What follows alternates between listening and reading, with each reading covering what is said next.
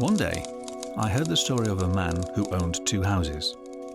He was working on the foundations of the second one when he was told his old house was ablaze, so he rushed to extinguish the fire. The house was solid and still standing, but the flames were impossible to put out. He tried to save the blueprints of the new house, but they had burned. He was at a crossroads and didn't know what to do. The saddest part of the story was the same thing was happening at that very same moment all over the world. The man was a journalist, and the story was a metaphor for the decline of printed newspapers.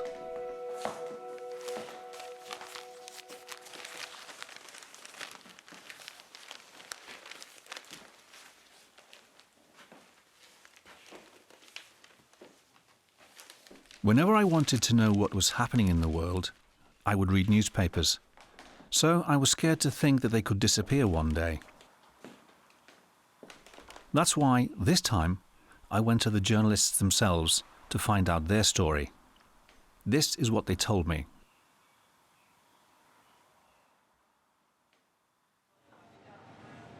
By the start of the 21st century, paper was no longer the only means of distributing the information published by newspapers. As in all other aspects of life, mechanical technologies and industrial professions were yielding ground to the digital world. Enhanced by an economic crisis of global proportions, the arrival of the internet on the scene had brought companies to the brink of collapse. The fall in sales of printed copies heightened the negative effect resulting from the reduction on advertising income produced by the crisis. The data varied in every country, but the trend was the same. The diffusion of printed press was decreasing, while news consumption was growing on internet-connected devices. The wider the proliferation of the use of the internet in a country, the less paper was printed, and vice versa.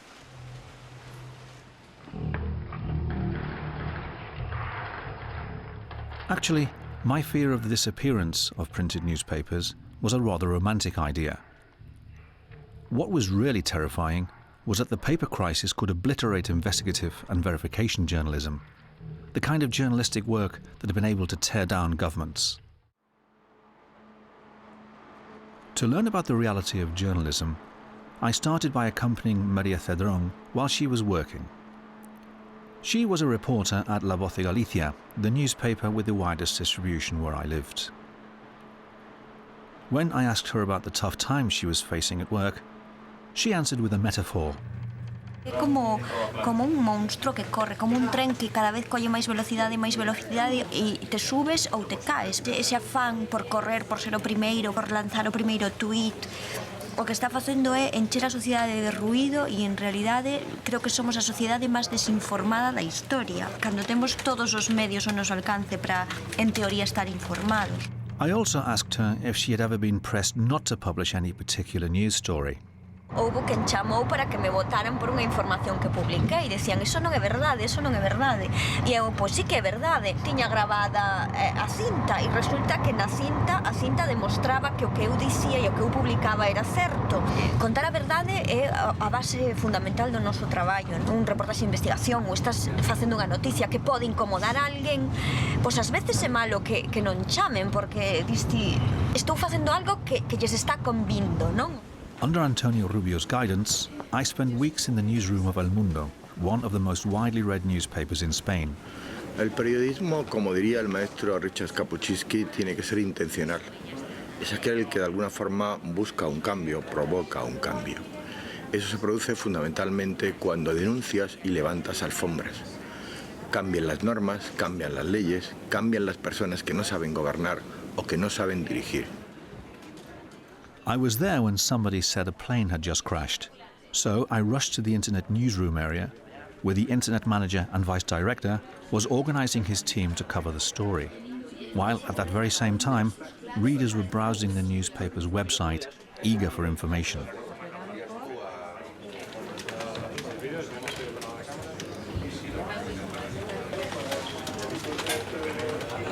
German Wings acaba de soltar un tuit que dice que no tiene información todavía. La compañía acaba de soltar un tuit, no tiene información confirmada. Vale, hazme el favor. La que es la hostia en tema aeronáutico es la RECU. Sí, Marisa. Allá. Hola, Silvia. ¿Pero lo has terminado de crear? No, estoy en ello. Vale. ¿Estás en tu sitio? Y ahora... Espera, voy a verte mejor. Espera. Vale, fenomenal. Ella está allí, es la que lleva la pieza y las cosas de ella no las va a pasar. Llama a tu padre Carlos Toro para que ayude a infografía en lo que es y haga una pieza del avión en cuestión, si son viejos, si no son viejos, pero... Y Marisa Recuero. Eso, que se ponga. Pues la llamas tú, la llamamos nosotros. Sí, la llamas. Pero no son novistas, sino sospechas de que pueda haber un atentado. Bueno, no dicen nada, efectivamente. Están entre las víctimas.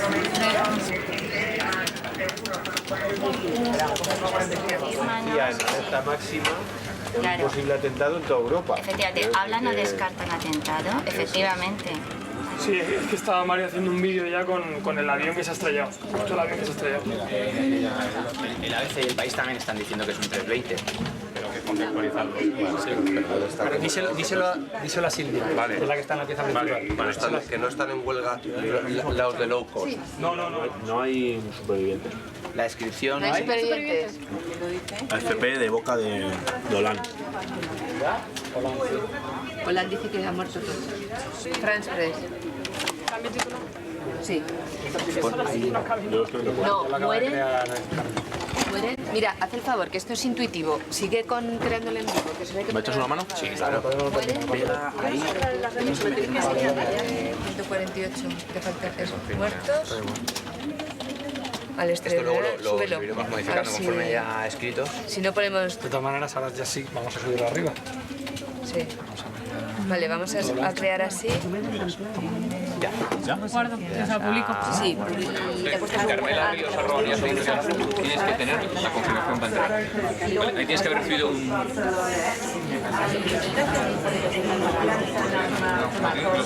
Yo me lo descargaré en el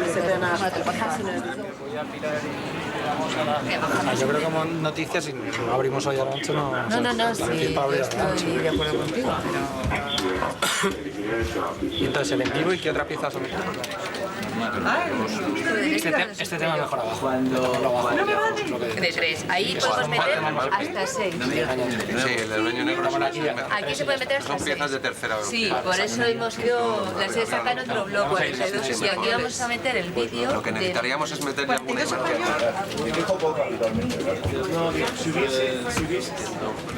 Según la vanguardia son 42. Sí, ya se está metido en la tierra, habéis metido, es que no lo he visto yo. Pasa que hablan de apellidos españoles, no quiere decir que sean españoles.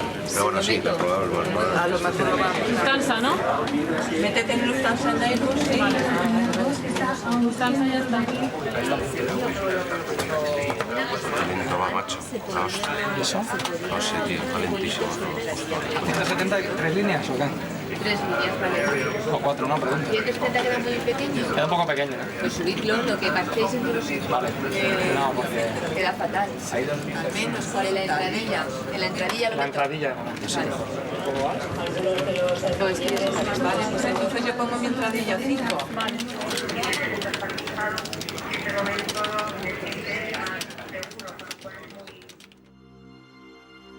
Seeing the rapid flow of information, I thought that maybe technology had created a new situation, but journalists still had to look for, order and present the information to the public.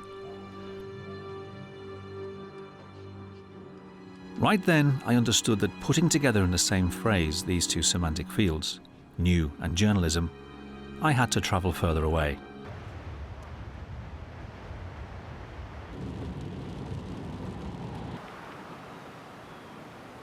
Gay Talese loves his profession, which is why he is still actively working.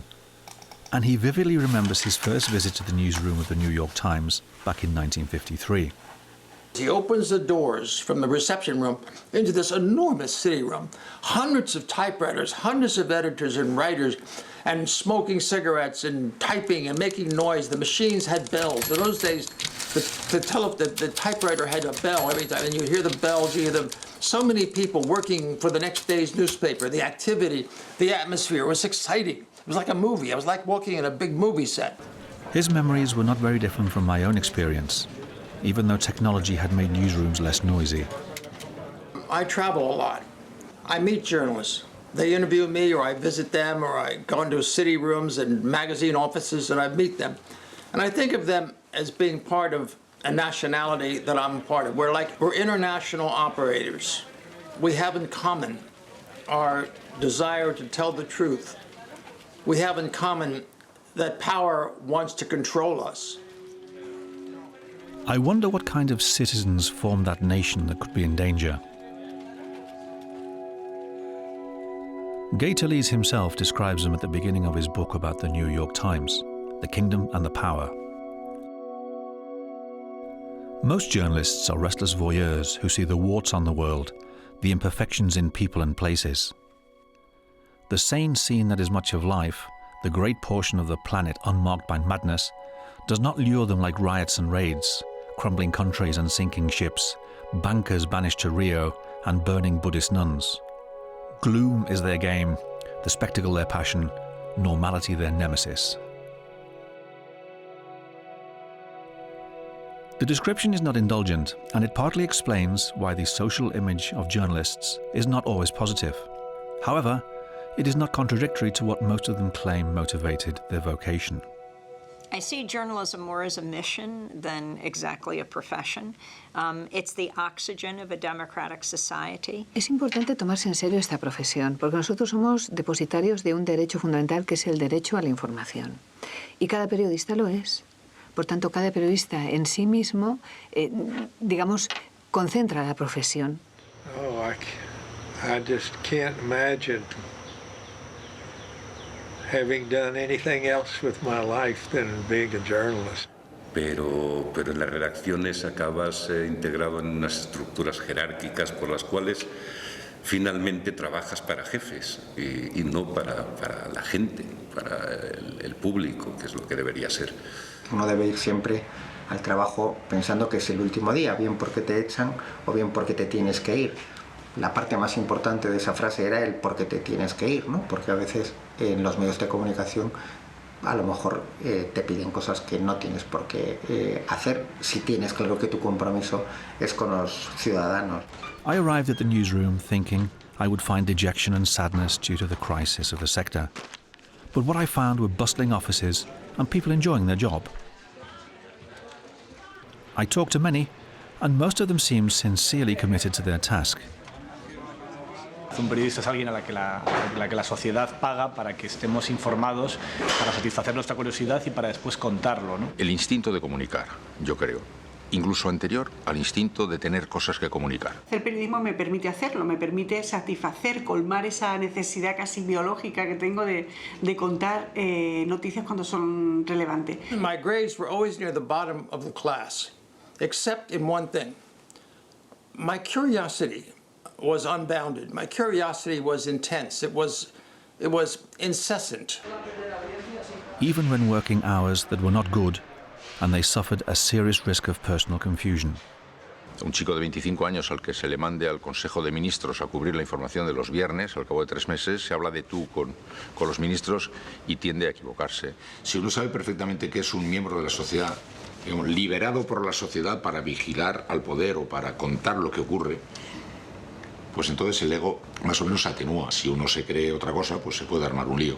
Y el pecado fundamental es cuando uno ya se cree que forma parte de ese tribu. I would not socially engage with them so that we became friends. Hay una frase muy famosa, eu son muy amigo de Platón, pero son máis amigo da verdade. When I asked what it was they feared most in their job, almost all of them answered the same. La verdadera pesadilla es haber dado una noticia incorrecta. Then I tried to find out what they liked about their work, and I discovered there was something that they all agreed on. What they liked most was being privy to information that no one else had. An exclusive, especially if that scoop revealed a matter of significance.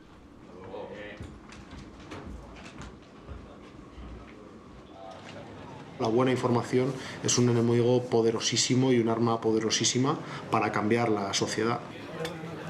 Cuando lo has probado y has catado el éxito y has conseguido alguna que otra cosa importante, pues pues sientes la necesidad de volverlo a experimentar, ¿no? Si tú sacas una noticia que tiene una repercusión política enorme y que puede poner en cuestión, como es este caso, a un candidato a la Comunidad de Madrid por el Partido Popular, pues hombre, que se hable de ello a mí no hace más que agradarme, me parece bien.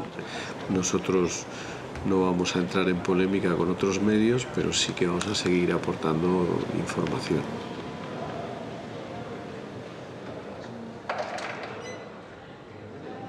O sea, que este tío le están investigando. Y se mantiene porque la UDEF vio indicios. Y luego, posteriormente, el fiscal general del Estado, el 15 de noviembre de 2012, dice que no solo que ve indicios, sino que insta a la Fiscalía Anticorrupción para que investigue el caso.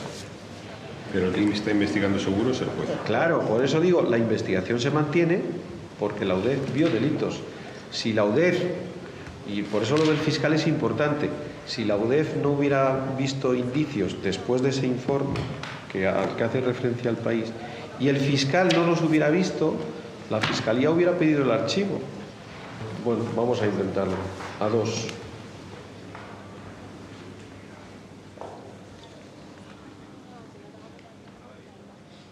I was surprised by the moments of collective concentration to find the perfect title. En los titulares de portada se condensa la noticia entera. Elegir las palabras es una tarea muy delicada y muy arriesgada, porque si cambias una palabra, eliges mal una palabra, puedes meter la pata y puedes confundir al lector, incluso puedes mentir. A ver este estilo. Los indicios que dio la UDEF mantienen viva la investigación. También vale, ¿eh? Creo que está más ordenado. Sí. Si vienes de caso Ático, caso González... Con más título dices. Sí, claro, eso es necesario porque si los no... dos tienen que tener antetítulo. Sin antetítulo, pero con nacional. Este me gusta más. Repítelo. Los indicios que vio la UDEF, que es pasado, pero ahora con presente, mantienen viva la investigación. Vale, perfecto.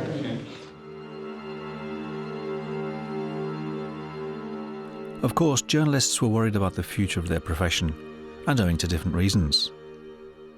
The first one was job insecurity. El paro conlleva a que los buenos profesionales vayan bajando el precio de su cotización y que tengan que hacer varias cosas a la vez, con lo cual, lógicamente, el nivel y la calidad de esa información que de alguna forma estás trabajando o elaborando es inferior. Yo creo que estamos en una etapa en la que muchas empresas de periodismo se han dado cuenta de que quizá lo más importante para su supervivencia no es hacer un buen producto, sino hacer una buena cuenta de resultados al final de año, ¿no? Yo nunca he tenido un contrato profesional, siempre he sido becario, que es hacer más o menos lo mismo que un compañero, pero cobrando más o menos la mitad. Staff cutbacks were a global phenomenon too. We're looking for 100 people out of a newsroom of about 750, 800 people. So it's not a huge cut, but it's a big cut. You know, The Guardian will still be a huge news organization. It'll still be a huge newsroom. We will still do great journalism. The problem is you can only do that so many times before you start really cutting into the core of what makes The Guardian The Guardian. Normalmente las empresas nunca saben que no pueden reducir más. Son los periodistas los que tenemos que decírselo en discusiones a veces nada fáciles, ¿no? I think we're seeing the least number of people who can do the job right now. Yo creo que el periodista sabe que no se puede reducir más cuando se da cuenta de que ha perdido el tacto con la sociedad, que ya no tiene contacto con la sociedad. Regardless of the recession, newspapers continued trying to cover all current events as they always had. But the lack of personnel forced the few remaining journalists to multitask in the newsroom, which hindered the chances of getting what journalists and their bosses like most, their own information.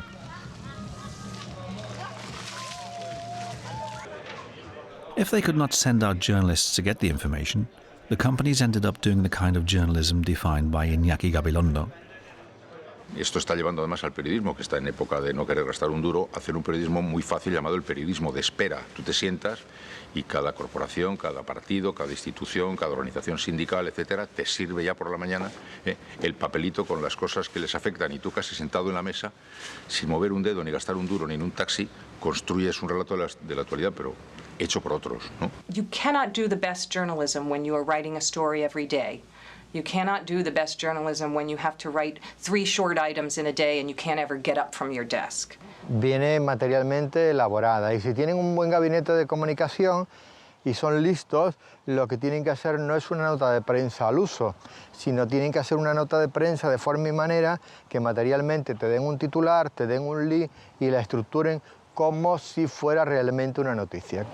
Hay más gente que las redacciones, los gabinetes de comunicación de las empresas, sobre todo de los ministerios, de las comunidades autónomas, de los ayuntamientos. Ya venía ocurriendo, es un movimiento completamente distinto que tiene que ver con cómo las empresas, las instituciones, la política han ido avanzando en el terreno de la comunicación, y hoy en la mayoría de los países tienes más profesionales en el lado de las relaciones públicas y de la comunicación política, corporativa, etcétera, que en el lado del periodismo. So, hidden from the public eye, a huge amount of information was travelling underground, from the power centres, fighting to come alive in the media and become independent information.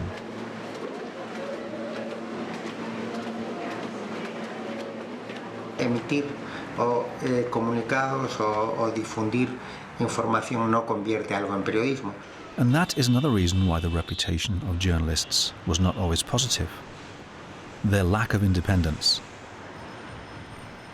The audience had the perception that journalists were mere pieces of a mechanism guided by political or economic interests.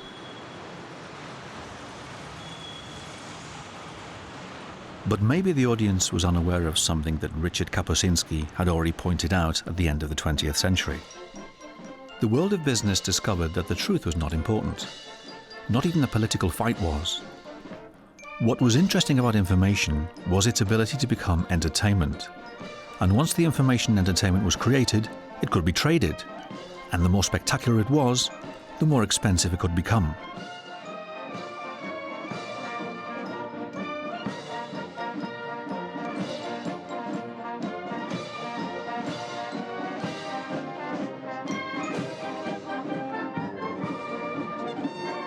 That's why I went to the MIT in Boston to speak with Noam Chomsky, who explained to me, according to his theoretical perspective, how this process worked.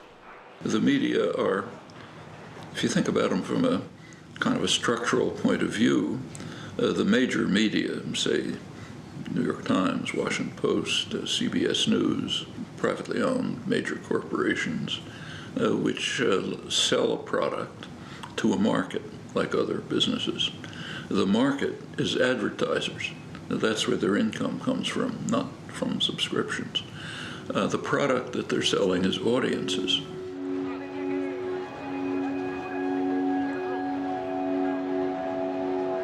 At the beginning of the 21st century, the information entertainment, already known as infotainment, had completely surrounded us all. But it was not confined to the mass media. It came from our own pockets and was hanging on the walls. But apparently we were delighted to be pursued at any time, and we would enslave ourselves to information through social networks. Journalists were not to blame for it, neither were the big corporations. The blame was on us, on our natural tendency to allow our dreams to seduce ourselves.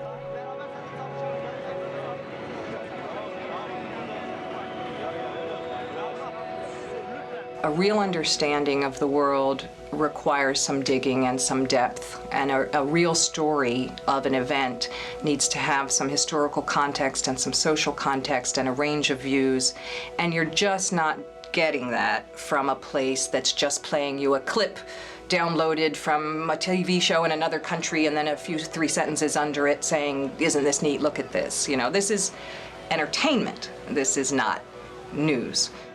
One of the consequences is just what you described, the effort to reduce capacity for independent thought and independent action by diverting people, giving them limited amount of awareness of what the world is like, but to try to prevent serious understanding or critical analysis.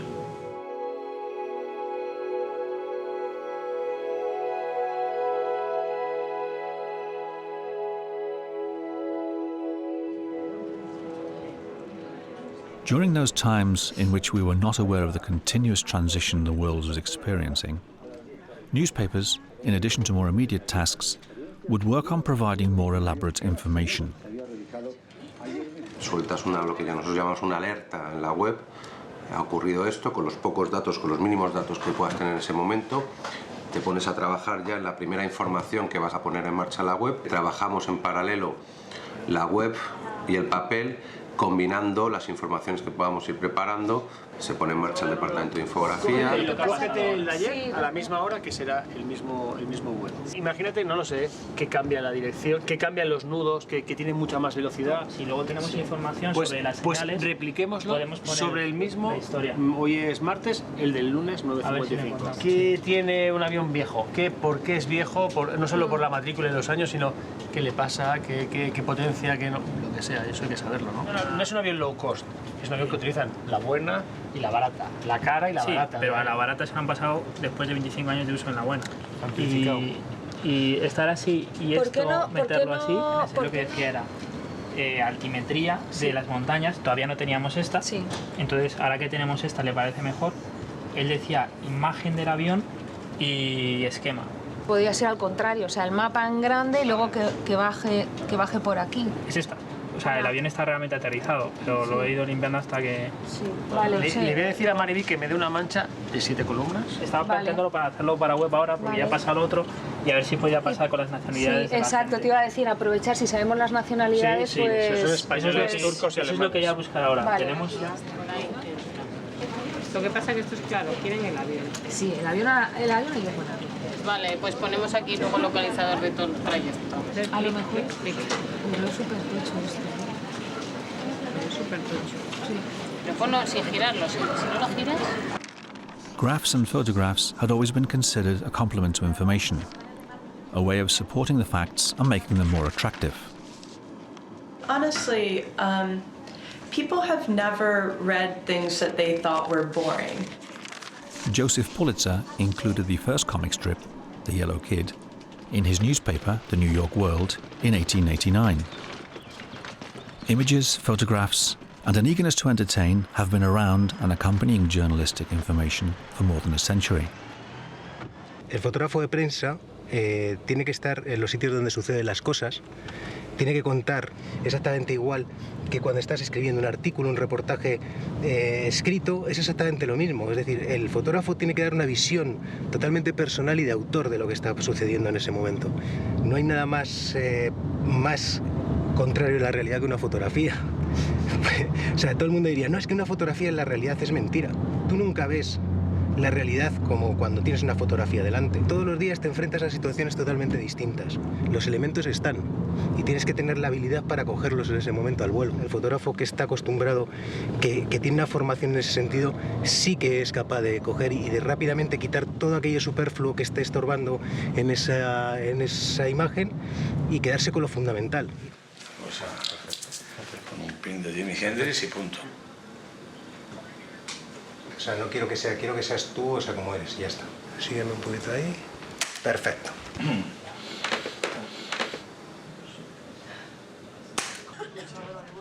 In convoluted times, aside from photography, technology has now also allowed the inclusion of videos to illustrate the information in newspapers. He is the founder of ISIS. He's the founder of ISIS. The convergence between different media has intensified since newspapers, radio and television networks have information websites that complement the information they provide through their own media.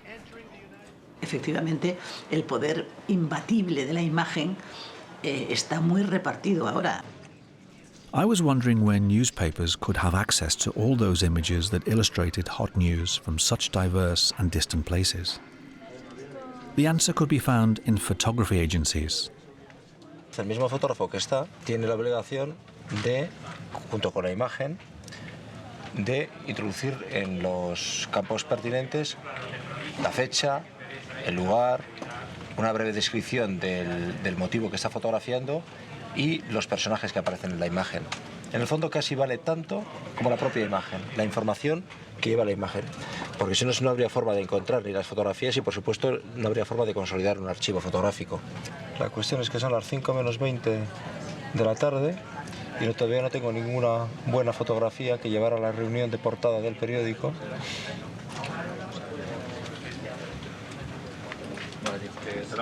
¿Cómo va el tema de esas fotos de Ignacio González?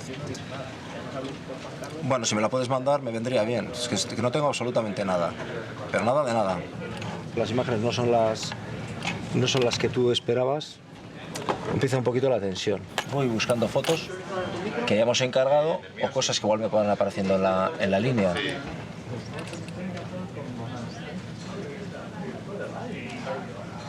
Estoy buscando algo de Venezuela, pero todavía es demasiado temprano.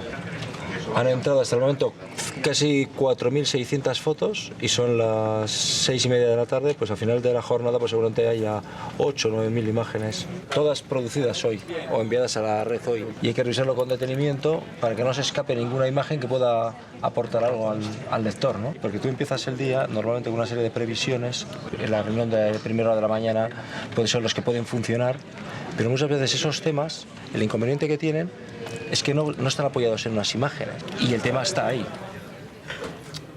Y tú ves que va pasando el día y no consigues sustanciar muchas de ellas.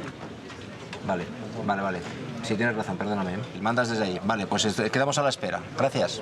Más incertidumbre porque tú la portada del periódico está abierta, ¿no? Y ahí tú tienes un hueco que tú sabes que tienes que tapar, con lo que tienes que buscar otras posibilidades. Hola, monstruo. Mira, estoy viendo la foto de Ignacio González. Pues veo una foto en la que...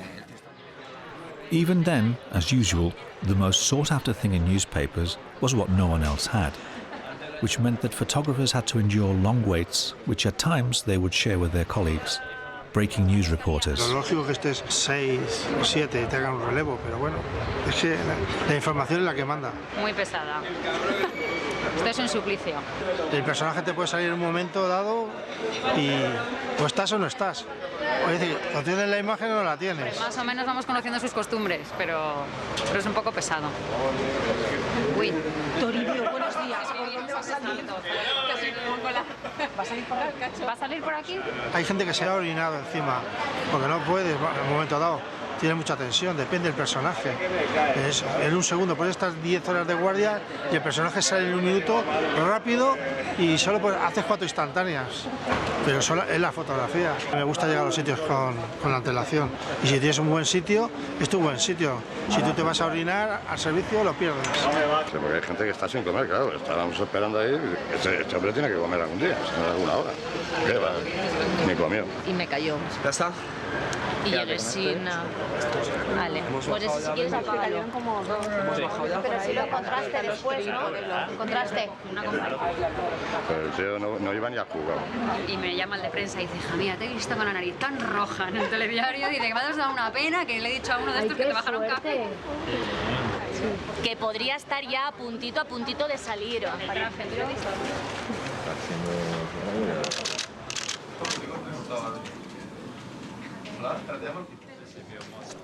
The internet has also provided a new feature.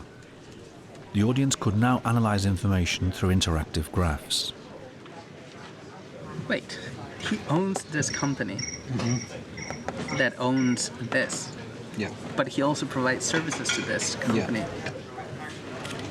Do we want to bold, run by members, owned by? Or if we did a bold in this sort of grey. Okay. A bold sans. Just ask if this is this is the point where they. Okay. Okay. Thank you. Producimos unha visualización de datos, unha historia visual, como lle queiras chamar, sobre o prezo medio dunha vivenda dependendo do teu salario. Pero a clave foi como facemos isto relevante para o lector.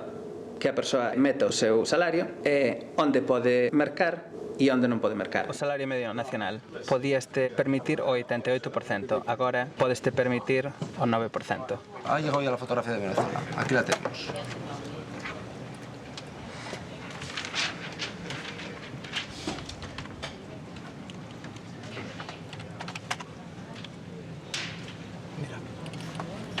Esta es la imagen que vamos a dar del día. De momento, igual luego para la siguiente edición llega alguna foto mejor, pero de momento nos vamos a quedar con esta. The process of the visual presentation of the news would continue in the news design department. With the emergence of new technologies, front pages had to be adapted, initially to computer and then to tablet and smartphone displays. Y esto es uno de los desafíos importantes desde el punto de vista editorial. No es lo mismo desarrollar o diseñar una información de 600 palabras para un artículo en un periódico que trasladarla a un formato de teléfono móvil donde tienes muy poquito espacio en una pantalla. El desafío, de nuevo, desde el punto de vista editorial, es ser capaz de hacer ambos y ambos bien, porque es el usuario el que va a elegir dónde nos consume. In printed newspapers, it had undergone changes over time, but information had always been laid out in vertical columns. The relevance a piece of news had for that medium would determine the amount of columns it would be assigned on that page. The most important items of news could use all available columns, whereas the least transcendent would only be allotted one. Traditionally, journalistic work and layout were completely separated. Journalists would simply hand in the text, and other technicians were in charge of the newspaper's layout. But things would take a turn at the beginning of the 21st century. Continúa habendo departamento para maquetar, pero tamén maquetamos nós, porque senón a verdade que sí, que cada vez maquetamos máis. Pero os maquetadores son os que che deseñan un pouco a páxina e tal. Nos facemos pequenos arregliños así, pois que che axuste un subtítulo, se non che necesitas un pouco máis de texto, vas axustando a foto, vas facendo esas cousas, non? Cada vez tes menos texto. A mí nunca me caben os textos. Cada vez teñen menos letra. Ves os deseños antigos e os comparas cos deseños de agora e non teñen nada que ver. Isto é unha páxina do ano 45, por exemplo. Que non había fotos, casi. Non había apenas fotos, isto era unha portada. Isto era unha portada do ano 45.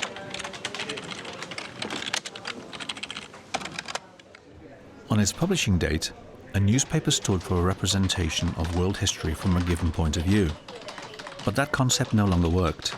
At that time, there was the need to provide a changing representation of a moment in constant evolution. ¿Es José Villarejo? José Manuel. O sea, igual poner implica cerezo en la compra del ático, ¿no? ¿Sabes? Porque la cosa de comprar... En la compra, vale, sí. Nos cabe, ¿no? Sí, te cabe.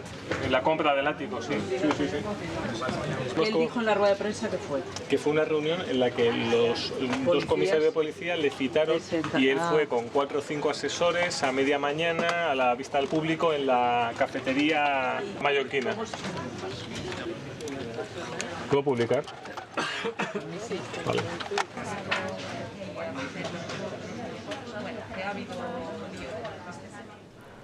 The limited space available in printed newspapers now became limitless on the web, but there was something that hadn't changed. More elaborated and profound information will be published after a few hours of insightful reflection. Evidentemente el gráfico de cómo se produce esa caída, esos 8 minutos que hay que explicar para saber exactamente qué ha ocurrido, es un gráfico muy sencillo pero que da mucha información. Esto está bien para adentro, pero para afuera yo creo que es el dolor, ¿no? de la gente, de las familias, de las víctimas. Aquí en 8 minutos cae todo esto, en la zona lista. Lo que pasa es que la web y el periódico no, pero digo que la imagen, si vais a tener las imágenes, ¿qué título podríamos hacer con la información que tenemos ahora? Que es poca. Ahora mismo decimos que es un accidente. Sí, y le han preguntado, ha dicho usted que es un accidente, pero puede ser otra cosa. Gente que lo vio un poco como iba cayendo, ha explotado, no sé de dónde, o sea que no. Algo ha pasado porque hay dos, si uno no puede, otro puede, ¿no? Eso es por la estrella de los 8 minutos. Sí, la clave son los 8 minutos de caída. Y por el título poner el foco en eso, las 8 minutos. Es que 8 minutos es un mundo. Mucho tiempo. Aparte, no te quiero contar para el pasaje. Sí, pero ese sistema, que se llama alfa no sé qué, también lo tuvieron que cambiar. Hace poco hubo un accidente también de una 320, creo que a finales del año pasado así, y salió una directiva comunitaria donde también tienen que cambiar el aparato ese. 8 minutos. De la CIA. En blanco. En blanco. En blanco, ¿no? 8 minutos en blanco. Un poco dramático, ¿no? ¿Entendéis lo que os quiero decir? Sí. 8 minutos en información. 8 minutos en caída libre, 8 minutos... Meter unos buenos subtítulos, paquetes, O sea, yo creo que ahora mismo, con la información que hay,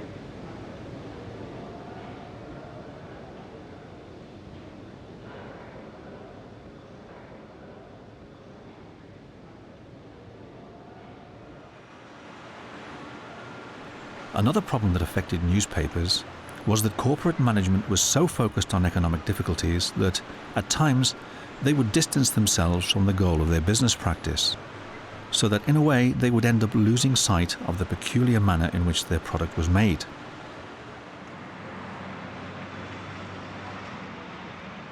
Pues no se puede pasar el alcohol, ¿vale? No se puede pasar el alcohol. Ahora imagínate tú que nos tenemos que tomar 2 gin tonics con 2 choris que tienen unos documentos que te cagan. Y esos documentos nos van a un recorrido de la hostia. Y entonces, pues no se puede pasar el alcohol. Cuando yo le diga a la fuente, oye, tío, que no te puedes tomar el gin tonic. ¿Y qué quieres? ¿Que lo pague yo de mi bolsillo? No solamente que pagas tú, si es que además las fuentes cantan más cuando han bebido algo de alcohol. Yo estaba investigando marineros. Cuando llegan a puerto, ¿dónde van los marineros? Al burdel. Claro. A ver, ¿y dónde tenía que estar yo? Pues en el burdel, esperándolos, pues para tomar un gin tonic con ellos, y después de 3 gin tonics cantan pues Fagalaes. A nivel burocrático, gestor y demás, no tienen ni puñetera idea de lo que es el periodismo. No saben cómo se consigue la información. Falta staff directivo que se haya pateado la calle y que entienda lo que es, por ejemplo, charlar con un policía, para que un policía te cuente una historia y que a partir de esa historia puedas tirar de un hilo y que de ese hilo puedas contar la vida, que es lo que es el periodismo, contar la vida al fin y al cabo. Tienes que quedar un día con alguén a comer e estar comendo pois 3 horas e acabar pois tomándote unhas copas e o mellor para ese día non volves sin nada, non che contou nada, nin nada que che poda... Pero é como quen ten un campo, non? Hai que sembralo. Se creen que la información sale del ordenador. Indeed, even though we all look to computers for information, it would not simply appear there. Journalists still had to look for stories and write them up, which left them with 2 options. They could either wait and recycle information sent by press officers, or go out into the world and leave no stone unturned in order to find it. A conocer la ciudad, hablar con los personajes, con la gente que trabaja, que es la ciudad, básicamente. Para mí la ciudad es la gente que la habita. Todos los días estamos buscando historias para contar y para reportear. Te pongo el micrófono acá, ahí. Ok. Te voy a empezar a grabar. ¿Cómo hacen ustedes para que la gente se acerque? Sobre todo la gente que no conoce, que no estaba al tanto de la ciudad. ¿Y de dónde eres originalmente? Yo soy peruano. Peruano. ¿Cuántos días más o menos? ¿Cuánto queda? ¿Cuál es tu nombre? Héctor. 1.000.000 de gracias. ¿Lo quieres ver? O sea, te doy 1.000.000 de gracias.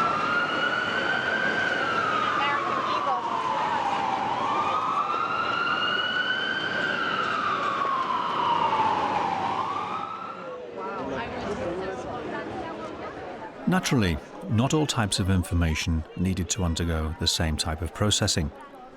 But the crucial element in obtaining any type of information has always been, and will continue to be, obtaining reliable sources capable of providing relevant data.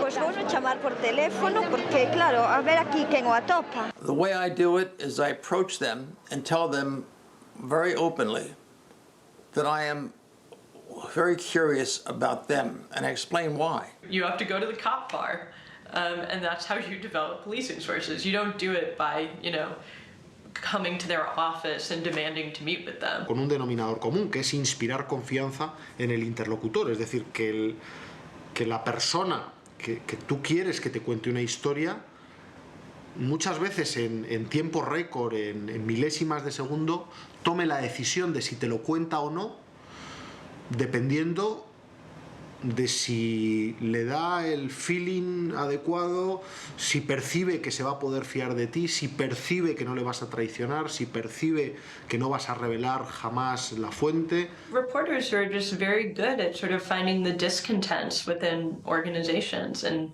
sort of drawing them out and getting them to talk off the record sometimes. People who want a story told, perhaps a whistleblower, someone who feels very strongly about something, goes to media they trust, which is why it's so important to be trustworthy, to not stand there protecting those in power, but have a tradition of holding those in power accountable. One of the things that has always fascinated me about journalists is their ability to get people to tell them what everybody was trying to keep under wraps. Crear a confianza suficiente con alguén para que che conte a verdad sobre un asunto. As fontes contanche noticias e vas a poder dalas antes que todo o mundo. Un gabinete escupe unha noticia e a escupe para todo o mundo e a escupe igual. Siente que teña suficiente confianza contigo como para que che conte as cousas de verdad, que non se... porque logo hai fontes interesadas que che contan o que queren que saia no xornal, non? In addition to using general disappointment as motivation, journalists were able to discern that some sources would only talk out of self-interest. Even then, they would try to use that information to benefit their readers and not the source. Todos hemos sido utilizados y todos somos utilizados. Quien da información suele hacerlo, no siempre, pero suele hacerlo con un interés perfectamente legítimo o espúreo. Aunque hubiéramos sido utilizados por alguna fuente maligna, los hechos son los que son. At the beginning of the 21st century, journalistic investigation found a new field of work of extraordinary relevance. Large public and private databases that could either give or hide information. These databanks were considered secondary sources of information. A un mínimo máximo. Una base de datos es una fuente que te canta también. Como un policía o como un chorizo o como cualquiera. Es una fuente que te habla. We help some newsrooms all over the world understand that time is needed sometimes to get the good story out. We worked on the Panama Papers investigation, I would say, for about a year. A third of the time is spent exploring the data and trying to make sense of it. A third is spent researching specific stories, and then a third is spent producing, fact-checking, and releasing the stories. Some of the biggest scoops were obtained by leaks from private or secret databases. Most of the time, the perpetrators of said leaks were persecuted or incarcerated for their audacity. Julian Assange and Edward Snowden are heroes in the quest for the truth.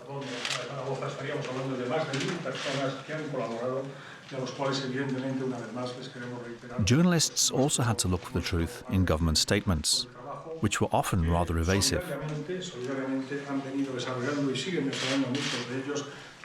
Carlos Cue asks about the scoop Esteban Urraiztieta published in El Mundo. En España hay comisarios que están chantajeando a políticos, o miente el presidente de la Comunidad de Madrid.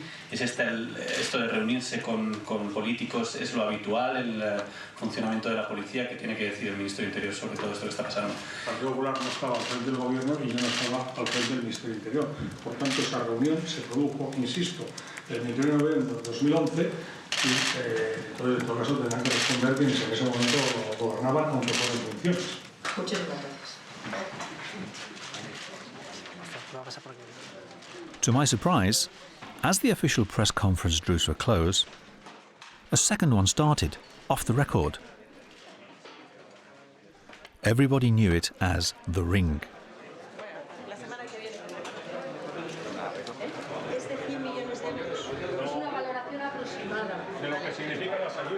Vale, pero no habéis cuantificado ayudas en este. No, vale. Everyone was in agreement that if sources came from the government, caution needed to be exercised. The American government lies. The English government lies. The Italian government, the Spanish government, the Russian government, the Chinese, lie. If you're going to remember 2 words, governments lie. 3, all governments lie. The government always lies. They may not be lying all the time, but when it's in their interest, they have to lie in order to protect their ability to govern, they think. So if you're dealing with a political figure, and a political figure makes a claim, you would be wise to check that out with 2 or 3 other people. Sometimes sources would only agree to provide information under the condition that their name was never mentioned. These were known as anonymous sources and were at the center of great controversies. One of the reasons I left reporting and agreed to become an editor was that I was reporting in Washington. In order to get the information you needed from a source who knew the information, you had to agree to protect them. A source said, an anonymous source story. And that bothered me. I just had trouble doing that.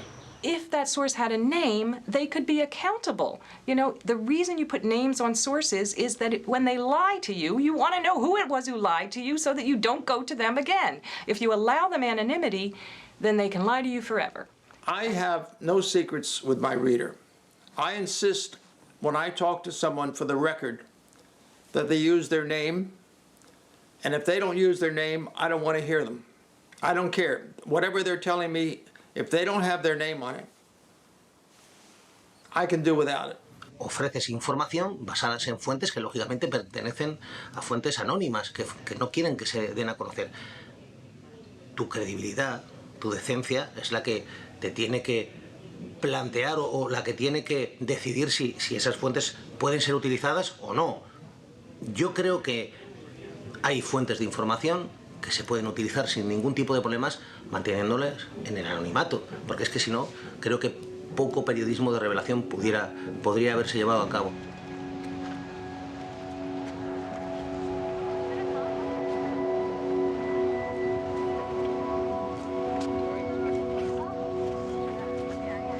All of us will always find power a fascinating force. Power is attractive and tempting. And of course, journalists are not alien to humankind's natural tendency.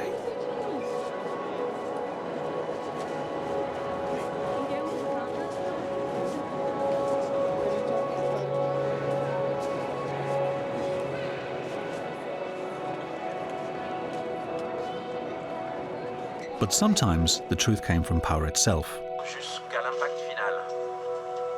Ça veut dire qu'a priori le copilote était donc vivant.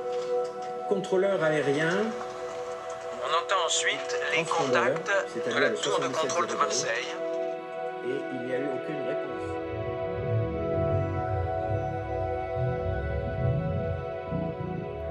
It is in moments like this one, when the truth was so absolutely inconceivable, that incredulity took hold of everyone and journalists became mere citizens, as startled and as confused as the rest of the audience. When I arrived at the newsroom, I asked Agustín Peri, "And now what?" To which he replied with something patently obvious to every journalist: "Now we have to find out who this man is and why he did it." In the news, facts are told first, and then they are contextualized, and journalists try to explain how and why they happened. The kind of writing I do cannot be done without reporting. Reporting is the gathering of factual information.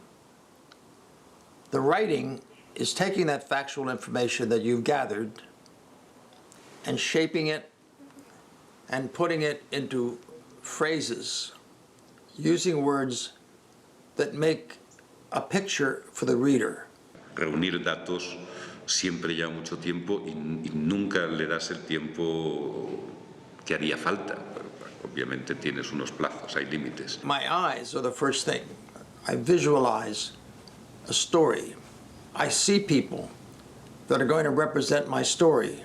La cuestión es cómo presentas, cómo ordenas, cómo decides lo que das y lo que no das, porque no cabe todo. And then I have to interview him and get the facts right. A veces hay cosas obvias, sí, empiezas por lo importante, de acuerdo. Pero luego, ¿cómo fluye el asunto? Then the real part of the work is what's your first sentence? What is the first words of the first sentence?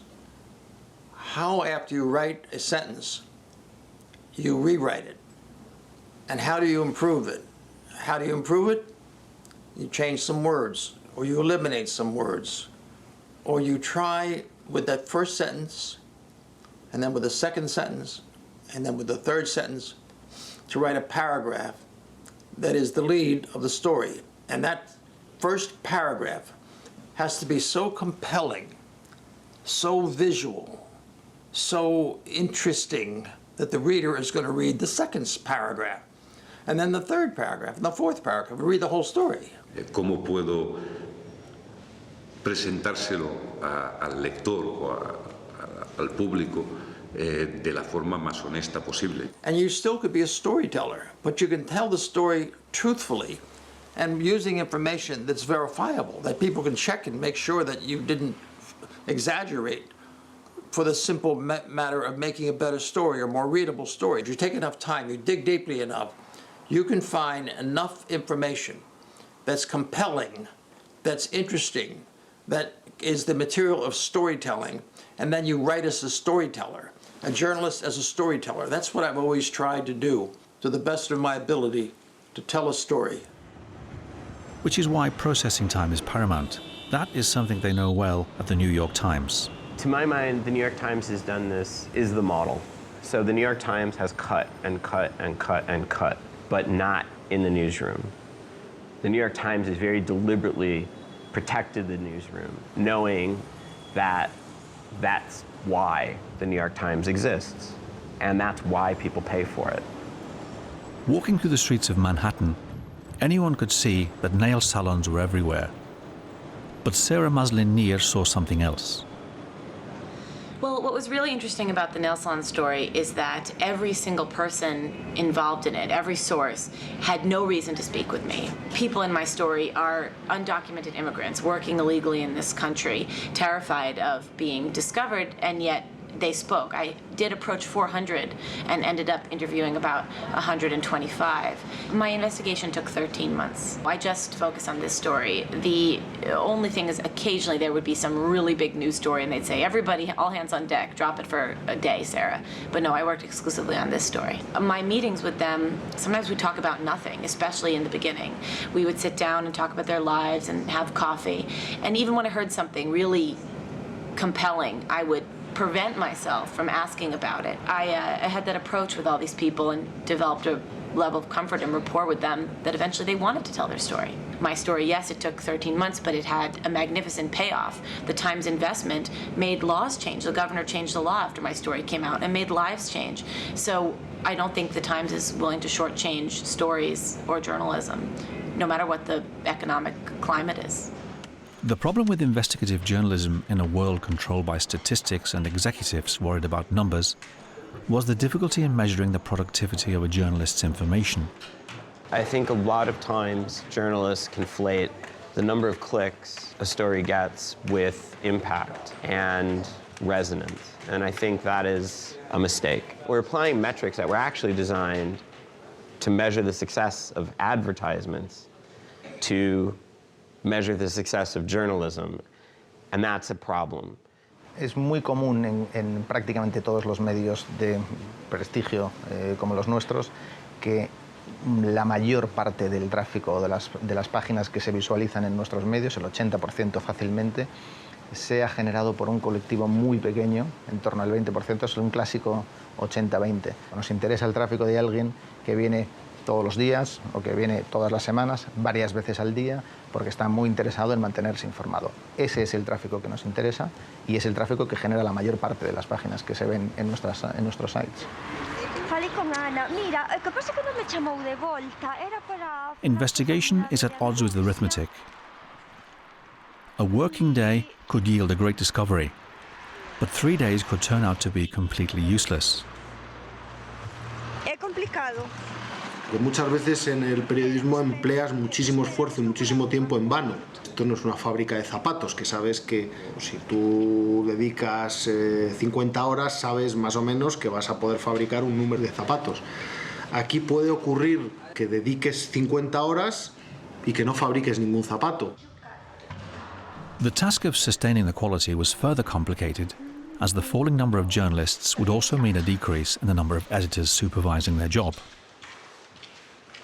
Quizás el nivel ha podido bajar en cuanto a nivel informativo. Yo creo que antes se escribía mejor, había unos excelentes editores, había el señor que editaba y sabía realmente de las materias. Ahora lo que hay fundamentalmente son correctores. And of course that affects the quality of the work. I mean, writing is worse if it doesn't have an editor. Cada periodista, en lo que es el papel, insisto, bueno, también en la web, escribe sobre su hueco y sobre su espacio. Y la noticia la remata él y nuevamente la corrige él. However, there are a lot of new media organizations that are getting a lot of funding and that are actually hiring a lot of journalists and editors into full-time jobs with benefits. For example, BuzzFeed, Fusion, Vice, those places are all hiring a lot of journalists and paying them. I went to Vice in Barcelona because I wanted to find out what those media, which were growing and hiring people, were doing different to those which were firing journalists. Yo creo que lo que Vice ha hecho muy bien es escoger el público, detectar el lenguaje que hablan los jóvenes hoy en día y detectar los temas que les interesan. É moi importante tamén quedar ca xente, non? Ás veces se corre tanto, pois que non hai tempo e moitas veces ao mellor tes que falar con alguén por teléfono ou tal, non? Pero non é o mesmo, para nada, e se nota un montón. Se quedas con alguén na súa casa ou no seu entorno, eso aporta moita información. Bueno, escribo nos bares porque o ruido que hai nos bares me illa e me transporta pois a un ambiente que, non sei, me fai sentir a gusto. Me costa moito máis concentrarme na redacción que ven un e che pregunta e prefiro o bar. Este ruido que está ao redor faime facer a miña burbulla e ao mesmo tempo tamén nos bares te enteras das cousas, non? O sea, se ti escoitas algo, pois dis, aquí pode haber un tema. Non sei, eu sempre me gustou, me inspiran, escribo máis rápido, non sei por qué.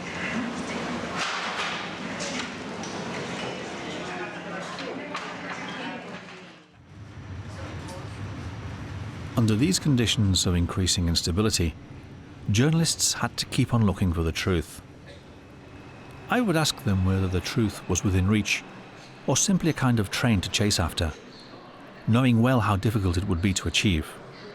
I think truth is a very hard term to determine. I think we have to begin from the recognition that we each come from different experiences. There are hundreds of channels, television, radio, on the internet, but we often get the chorus of the same voices.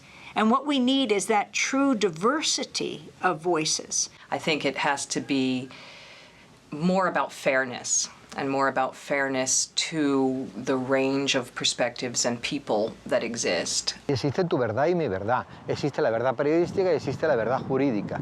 Hay diferentes verdades. Cada uno tenemos una verdad porque tenemos una percepción de los hechos. Lo que no puede permitir un periodista, en todo caso, es que si yo traigo una serie de informaciones contrastadas y verificadas, es que luego me la cambien por otras. It depends on what point of view, who's calling the shots, who's making the decision, who's giving a definition to the language. Indeed, what is a militant? Who are militants? You make people angry by knocking their houses apart with bombs, you're going to get militant people out of people who were formerly peaceful people. Facts are undeniable, but the truth always depends largely on the point of view of the observer. And point of view is closely related with the bias of the issuer.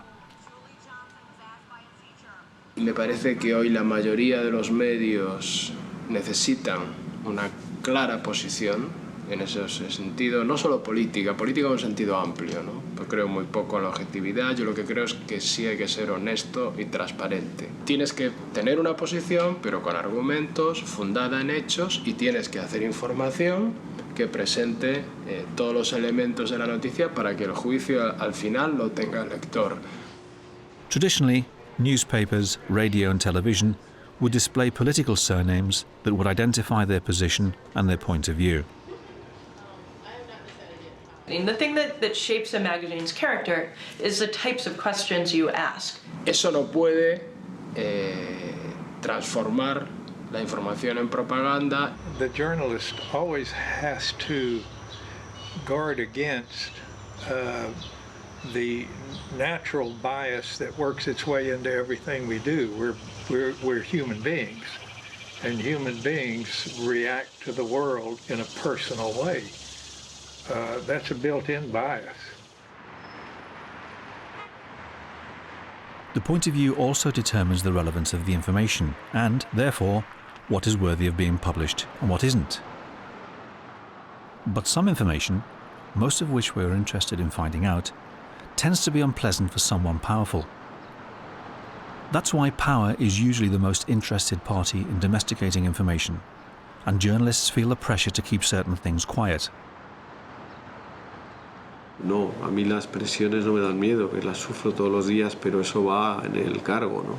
Ya sabes que vas a tener 20 llamadas de diferentes sitios diciéndote que esto no lo publiques. Os xornalistas non decidimos o que pasa, nin decidimos nin quen nos ten que gobernar, nin nada semellante. O que facemos os xornalistas é buscar os elementos de xuízo para que decidan o que pasa e decidan quen nos goberna a propia audiencia. Nunca vas a conseguir que un político no intente influir en un medio de comunicación. En el caso de España, voy un paso más allá. Nunca vas a conseguir que un político en el poder no crea que los medios están a su disposición. Cada vez que publicas una información o cada vez que tus periodistas están investigando un tema, pues si es de un tema político te llaman los afectados, si es de un tema de gobierno te llaman desde el gobierno, si es de una empresa o de un banco te llaman. El buen jefe de redacción, el buen director de informativos, el buen incluso director de un medio de comunicación es aquel que consigue que esas presiones no lleguen al tipo que está escribiendo una historia, al tipo que está dando la cara ante un micrófono o al tipo que está dando la cara ante la televisión. Tenemos que poner eso por encima de todo. Vamos a seguir publicando por encima de todo la verdad. ¿Qué es lo que yo le dije a Ignacio González cuando él me preguntó a mí, ¿vais a seguir publicando cosas del ático? Y yo le dije, vamos a seguir publicando todo lo que sea verdad. Some journalists assured me that they can work with total freedom, without any sort of influence from the board of directors on their work. I'm not going to answer that question. I don't think the New York Times has a bias. Of course there's a bias, but that doesn't mean you can't have good stories. She was dealing with the oppressed victims, who were these women working under terrible management standards, being underpaid and overworked. Okay, that's good. But using that same kind of formula, use it on power and see how far you get. I have many friends who are really fine, outstanding journalists, and they can describe to you the constraints that they're under. They're mostly very well aware of the institutional constraints that shape and control and affect the kind of work that can be produced. But pressure, just like most of the ways of corruption, would grow along with the subtlety of reality and wouldn't normally be exercised in a direct way. Nobody ever says, don't do that story because we have an advertiser that will be very angry about that, or because our corporate owner doesn't like that kind of story. That's not what they hear. What they hear is, you know, that's not really very sexy, you know, or that's going to take a lot of resources, or that's going to take too much time, and wouldn't you rather do this other thing? Es algo que al final uno lo acaba absorbiendo, lo acaba interiorizando y acaba teniendo esas limitaciones seguramente inconscientemente. You only need to see one reporter fired, you know, for getting the wrong person angry to internalize that idea and to realize that's not something you want to do. Con la gran cantidad de paro que hay, y con los subcontratos, salarios pues muy pequeños, con contratos basura, etcétera, etcétera, se convierte en un factor autocensor muy grande para los periodistas. En 50 años de vida periodística que yo llevo, no he conocido un enemigo más grande de la libertad de expresión que el paro. Journalists were still being fired. Some even though they would accept said pressures, some because they would reject them, and others were simply replaced by younger people earning precarious wages. Finding themselves unemployed, most of them decided to establish their own media in digital format. In 2014, in Spain alone, 458 media outlets were founded by journalists, 87% of which had 10 employees or less. The most successful ones would seek to consolidate their outlet through specialization. Nuestra batalla y nuestro objetivo esencial no es ser los primeros en dar todas las informaciones, porque no podemos. Nuestro objetivo es intentar dar las 4 o 5 informaciones que consideramos clave del día o en las que estamos investigando lo mejor posible. Others would establish agreements and associations that would allow them to cover all informative fields as collegiate members. At that time, news wouldn't just travel on the newspaper's websites, but would constantly bounce off news aggregators and social networking sites. Cada vez la gente entra menos en la web madre y te conocen más por el contenido que se comparte en las redes sociales. Y hoy en día no se entiende, un medio digital no se entiende sin la compartibilidad. Es que si no entiendes la compartibilidad vas a morir como medio digital. Así como en las inundaciones, lo primero que escasea es el agua potable. En las inundaciones informativas, como consecuencia de la gran cantidad de señales que llegan de todos los medios, la proliferación de medios, a través de Internet, desde cualquier lugar de la Tierra, esa inundación de señales lo que hace más difícil es identificar la información potable. Porque naturalmente ya sabemos todos que una vez descubierto el poder de esta inundación de señales, todos los grandes poderes del mundo se han organizado para tener metidas ahí sus fuentes de agua tóxica. But this overabundance would often turn into redundancy instead of diversity. I could give you 10,000 illustrations, but just take one, which happens to be yesterday, when I learned from independent media that the UN Human Rights Commission voted to accept, to pursue a report of crimes carried out in Gaza in the last war last summer. There was one vote against, one, the United States. Try to find it in the New York Times. You won't. So there is plenty of information somewhere, but to try to find it is not a small chore. And when those voices are there, not your typical pundits that you get on all the networks. You know, it seems to be, you may have a number of networks, they're all interviewing the same people. The small circle of know-nothing pundits, of pundits who know so little about so much. If journalists were able to achieve the highest goals of their profession and they were freed from the institutional constraints, they'd be presenting right in front the easy of access, the most important information. If you're talking about issues of war and peace, most people deeply care. If you're talking about climate change, the fate of the planet, people care. The growing inequality between rich and poor, people care. Not a fringe minority, not even a silent majority, but the silenced majority, silenced by the corporate media, which is why we have to take the media back. Already in the 20th century, the media had evolved into a type of competition which, instead of fighting for the description of the world they offered by looking for different points of view about reality, would compete in order to offer their audience what they knew their competitors were going to publish, in such a way that everyone started to leave en masse, focusing like beehives, attracted by the unstoppable call of current events. That is how one item of news would grow more than the rest, even managing to eclipse all others. Once the party was over, the media would pick up their equipment and would march on to their next location in a disciplined fashion. This behavior could be found suspicious. If all of the big media outlets tended to choose the same items of news and treat them in a similar manner, were they doing it so as not to fall behind their competition, or in order to allow financial conglomerates to build a social consensus favorable to their unlimited development? Look at how awful the Wall Street coverage is, how Wall Street bankers who are little more than thieves got away with all these kind of criminal acts which they don't ever get punished for. And the journalism is terrible. Manufacturer consent, which I've used, I didn't invent. It's a term invented by one of the leading, maybe the leading public intellectual in the United States in the 20th century, Walter Lippmann. He described manufacturing consent as a new art in the practice of democracy.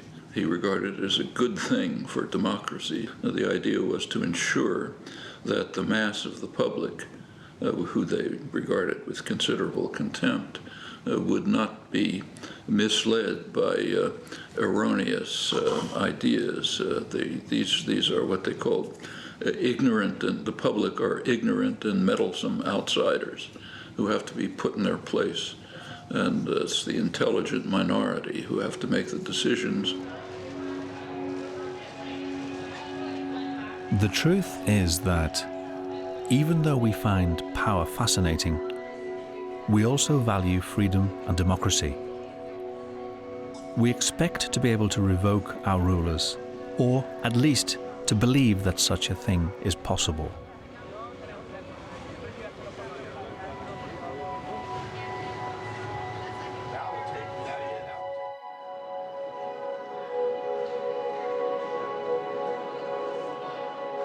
At the beginning of the 21st century, the population still needed accurate information, and they were actively looking for politicians who knew how to respond to the shifting challenges that the technological and social evolution was constantly demanding.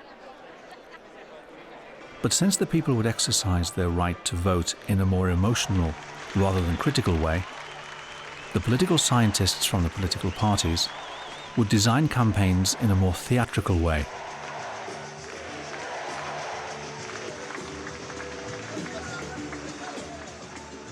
I would observe political rallies and feel that journalists were the most critical among the attendees.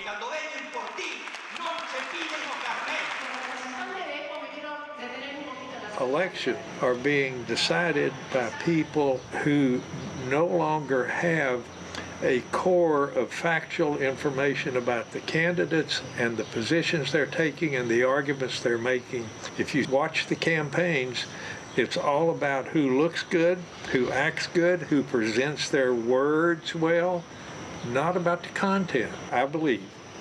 It's this disruption of the information flow that has led directly to the disruption of the ability to govern in this country.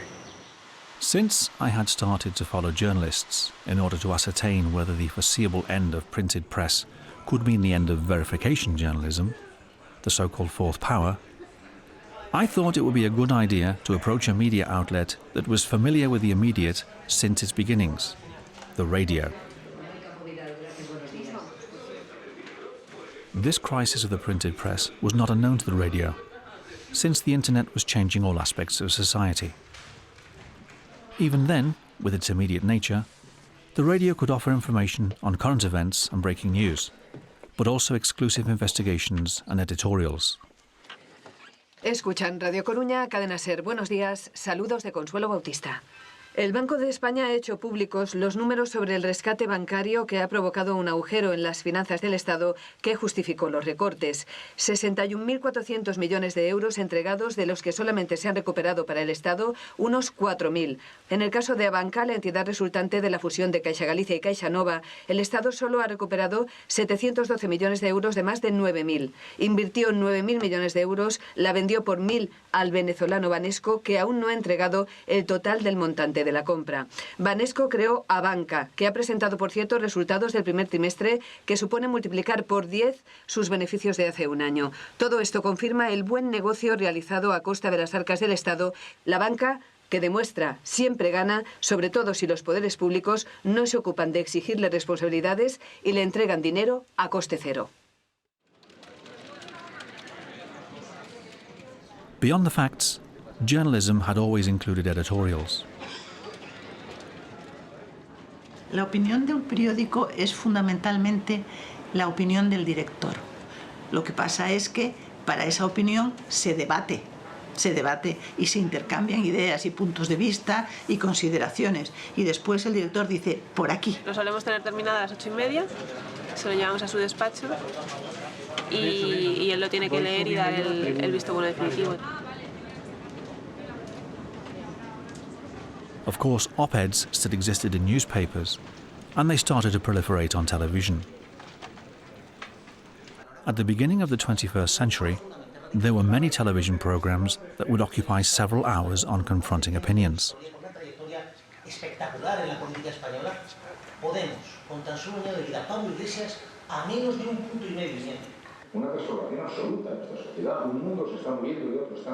La información está en la televisión, pero no está en la sangre de su actividad. Un periódico ha nacido solo para la información y una televisión no ha nacido solo para la información, ha nacido para el espectáculo. Incluso tiene ahora el peligro de estar inclinando la información hacia el espectáculo, porque prácticamente todo lo que sale al gran escenario de la televisión tiene que estar organizado como un espectáculo. As usual, the difference between good and bad journalism is suitability. Evidentemente hay opinión, pero también hay información y también hay análisis claro de los hechos. Yo siempre digo que mi filosofía, la filosofía en la que creemos, es ser rigurosamente honestos con los hechos y también rigurosamente subjetivos. Evidentemente, el tener una visión de las cosas no implica retorcerlas y distorsionarlas. We've given up the idea that all you need to do is watch half an hour of TV news a night and you will know everything you need to know about the world. That was always a bad and dangerous idea, so I'm not sorry to see that go. The same world events being important and the same people being experts, and we're arriving at a place where people are recognizing that you have to be an independently informed citizen and that you can't rely on any single news outlet to tell you all you need to know. I was then facing one of the main problems of journalism and the perception the public had of it: the difficulty of preserving independence in order to provide accurate information. Un medio que se considere independente, ben, en primer lugar, ten que conseguir a independencia económica, porque sen ela non hai outra independencia. E logo ter a sorte de ter un editor que entenda esta clave. Cuanto más fuerte sea el medio, cuanto más fuerte sea tu editor, más posibilidades tienes de ser más libre, más independiente y más autónomo. Amidst the panic provoked by the difficulties in finding a new business model that would result profitable, besides the political power, economic powers could also pressurize the mass media by threatening to take their advertising campaigns elsewhere if certain information were to be made public. CBS had done a wonderful series by a reporter named Roberta Baskin. They'd done a series on sweatshops by Nike sweatshops.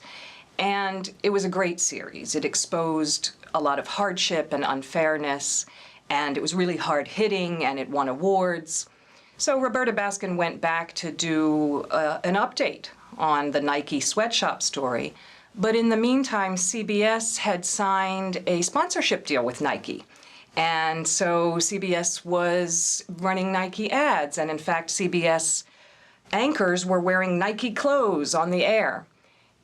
Now, Roberta Baskin is told, no, her Nike sweatshop story is not newsworthy, is not interesting, and she's not going to be able to do it. The expansion of the internet, which would enormously diversify advertising markets, forced advertisers to look for new, specialized ways of connecting with their customers. On the internet, they tried to individualize the offer by analyzing users' browsing histories.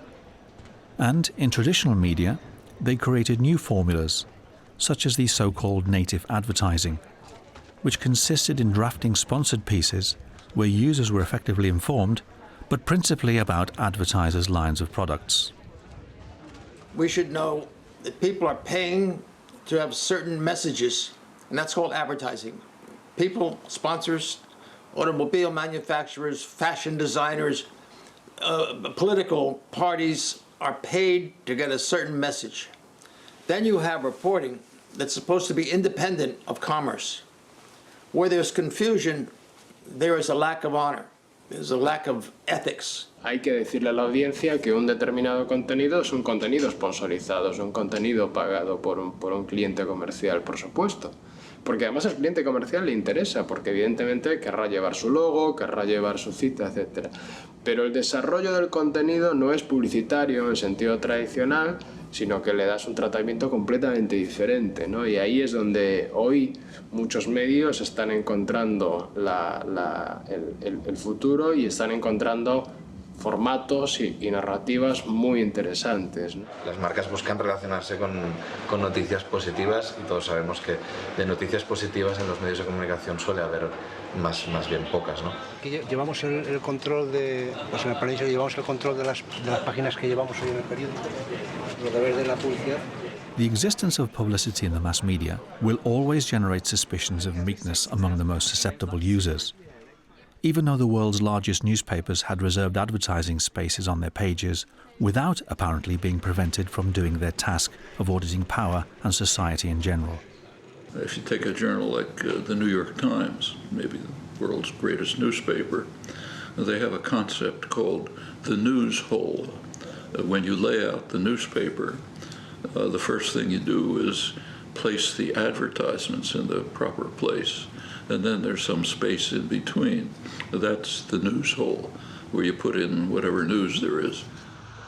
After talking to many journalists and visiting many media outlets in several countries, I still wondered what the media were going to be like in the future. El trabajo que hacíamos los periodistas hace 20, 30 años, es decir, es absolutamente distinto a lo que hacemos hoy día, y no solamente hace 20, digo, hace 8.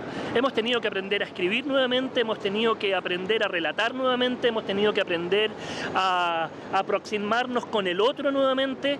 La verdad es que siento yo que estamos como en un periodo de prueba y error, prueba y error, prueba y error, constantemente tratando de ajustar y de poder hacer de la mejor manera el periodismo que nos toca. Voy contando cosas utilizando fotogalería, vídeos, microvídeos, un streaming en directo, un streaming de vídeos, se pueden contar muchas cosas de muchas formas diferentes. E hai que entender que son xeitos de facer xornalismo, tan válidos como a verba. Obviamente hai certas tensións, porque as dúas partes queren que a outra entenda cual é o seu punto de vista. Pero cuando realmente hai esa simbiose, esa colaboración, os resultados son dos mellores. Por exemplo, en novembro publicamos o primeiro documental interactivo que eu saiba pensado primeiro no móvil. E lle explicaron a John Vidal, que é un dos mellores reporteiros de medio ambiente que hai no mundo. Explicaronlle como era o concepto de historia que les tiñan na cabeza. Fíxose en colaboración constante con el, quitando partes do seu texto e engadindo vídeos, convertindo certas partes que el explicaba en parágrafos, facendo mapas. Quizáis un dos éxitos deste ano e medio, pasar de impreso a móvil de móvil a impreso. En Vice estamos encaminándonos cada vez más hacia la narrativa audiovisual. Dentro de unos años casi el 80% del consumo en Internet será audiovisual. Are still kind of locked in this mentality that what we're creating is a newspaper in digital form. And I think that is a fundamental problem. I don't even know what a newspaper website means to normal people, not to journalists. We know what that means. It's a newspaper website. But, you know, normal people don't think about newspaper websites. They think about news. There are all kinds of things we could do to improve how we tell stories, to make those stories more relevant. We should be thinking about how to tell stories on mobile. What are the needs of readers, of news consumers on mobile? What are the needs of consumers on desktop? What are the needs of consumers at different times of the day? Estamos siempre pendientes de cómo se recibe el feedback. Lo calculas no solo por el número de clics, sino también por la cantidad de respuestas que nos llevan de forma directa o indirecta a través de las redes sociales. I would ask myself whether they would choose independence over power, as Catherine Graham had done while in charge of the Washington Post, when she revealed the Watergate scandal, or whether they would rather choose to tread along the more comfortable paths in order to bypass the financial crisis afflicting the media. I think there are examples of organizations that are oriented around different sorts of paradigms. So BuzzFeed is one of them. 13 ways you know you're from the Midwest.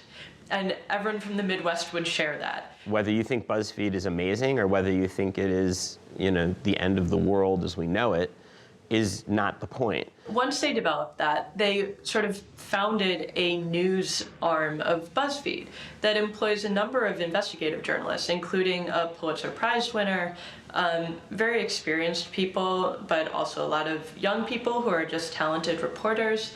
And so they package those writers' material in the sort of shareable, clickable way that they learned from marketing this easier content. The point is that the organization is entirely designed to be consumed on other platforms, right? All of the content that BuzzFeed creates is designed to be consumed on Facebook, to be consumed on Twitter, to be consumed on other platforms, to travel via shares, not via some sort of broadcast mechanism. Instead of that, we're still in this very broadcast mentality of like, we speak, you listen. BuzzFeed has organized itself around a particular distribution strategy that newsrooms like this one just simply don't understand and are not investing in to understand. And if we don't understand, and that's just one example, but if we don't understand this and we don't reorient around how people are consuming content now and will in the future, I mean, we're dead. I would also ask myself whether the population had the time to worry about their right to information. I would also worry whether we would be willing to do something else, aside from charging our smartphones, to be able to follow the frenetic exchange of information, mainly commercial, partisan, or trivial. The idea of people, especially young people, kind of obsessed with extremely superficial interactions with others on a little device that they hold in their hand while they're walking around is not a healthy thing, I believe.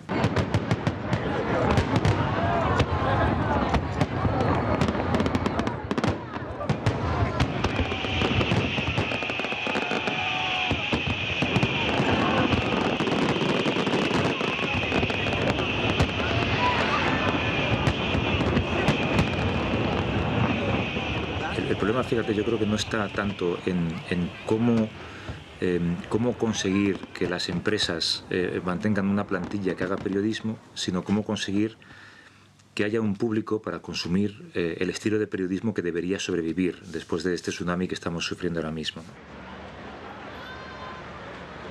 But if the journalism that survived were the one that paid more attention to consumer preferences than to their right to be informed, we would be running a risk of reducing their condition of sovereign citizens to subject consumers.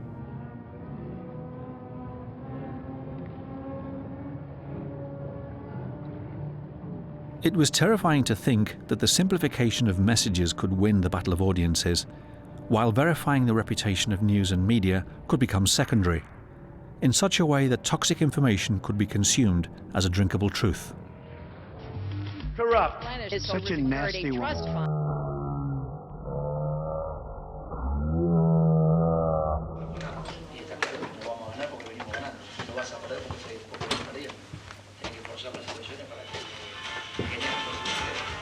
A vivir que son 2 días.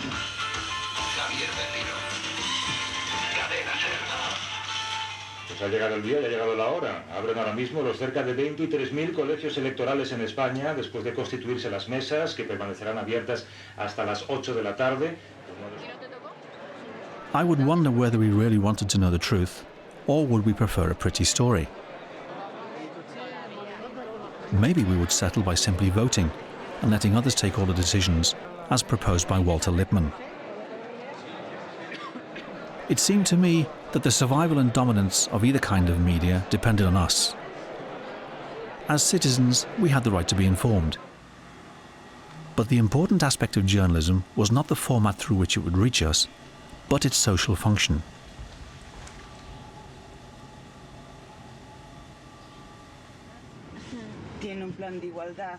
Do I think that the end of print means the end of quality journalism, the end of the fourth estate, the end of accountability and watchdog journalism? Absolutely not.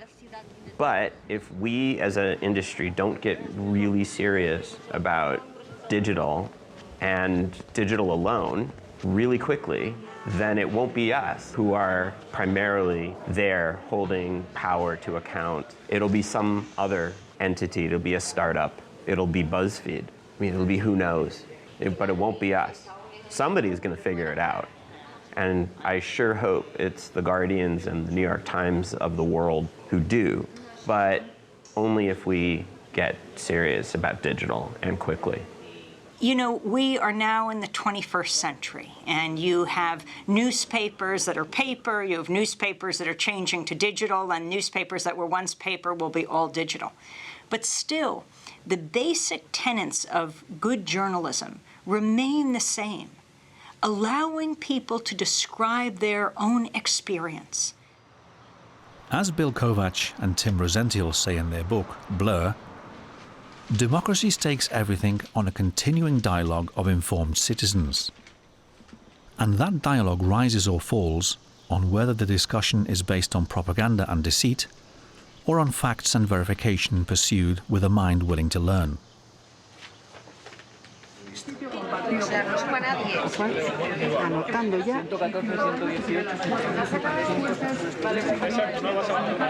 Ultimately, it was evident that the public's right to information would continue to exist and would have to be exercised by specialized professional staff. Journalism had always cost and would continue to cost a lot of money. Esto es claro, sin compromiso y tal, bueno, nosotros lo acotamos aquí, o sea, decimos que Podemos es todo esto, pero yo creo que es una va, pero no podemos subir a portada, lo están haciendo abajo. Nos estamos hundiendo en el tráfico, estamos en el 94, nos estamos yendo, la gente está ahí. No es que basta que se abstengan, que es lo que ha hecho Ciudadanos, no, en las comunidades, o lo que ha hecho Podemos para que gobiernen los del PSOE, no, tienen que entrar en el gobierno, y aún así, disponemos este momento con el 90,39 escrutado. El Partido Popular ha ganado estas elecciones generales. Journalism of verification requires people who are allowed to devote all of their time to verifying information that's important to go into the news report. That requires money. Researching the story is also helping make sense of it, because not everyone has the time to look into 11 million files in their free time to find stories. Se entiende que ahora que a información é gratis e ese concepto vai ser moi difícil de manter si se quere conjugar cunha boa información. Journalism takes effort, and journalism requires funding, and journalism requires time to get it right and to extract the truth. Yo creo que debemos de huir de lo que yo llamo el periodismo de retransmisión. Lo de hay que desplegarse, que haya sensación de despliegue, hay que contar las cosas según ocurren. Todo se cuenta ya según ocurre. O sea, hay suficientes fuentes de información para saber lo que está pasando en cada momento y para verlo en directo. Yo creo que debemos encaminarnos a un periodismo mucho más reflexivo, a un periodismo que no sea de blancos y de negros, que sea un periodismo de grises. Yo creo que el buen periodismo es aquel que te cuenta el contexto, no te cuenta lo que ha pasado, te cuenta elementos que te ayudan a entender lo que ha pasado. El buen periodismo ya no es el de aquel que llega primero a un lugar y lo cuenta. El buen periodismo es el de aquel que se queda en ese lugar cuando todo el mundo se ha marchado y te construye una historia sobre los rescoldos que todavía quedan encendidos, ¿no? ¿Cuál es el problema? Que ese periodismo cuesta dinero.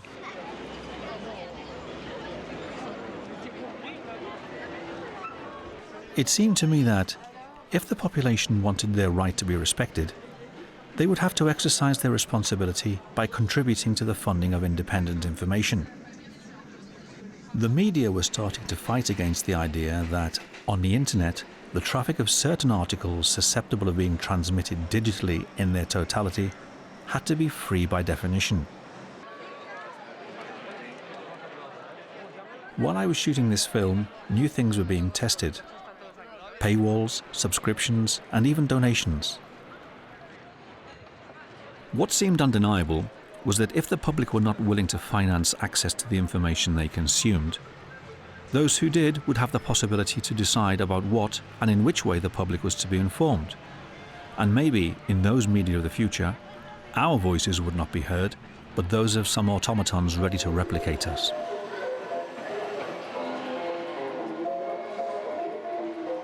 The number of readers, because of the website, is growing exponentially. And so, of course, the challenge is to figure out how to persuade those people that because they're reading, they ought to also pay us. And that doesn't always work, but we try. To finish off the conversation with Gator Lees, I asked him what was wrong with journalism. Okay, I'm done for the day. Hector?